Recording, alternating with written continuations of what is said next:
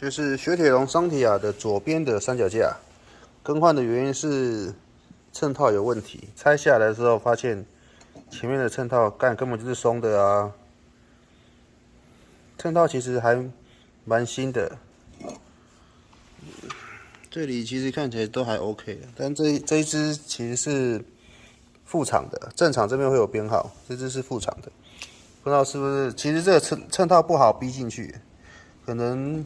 没有逼好还是怎么样吧。总之，还是专业的事要给专业的来啊，不然车子开起来就跟像闪的一样啊。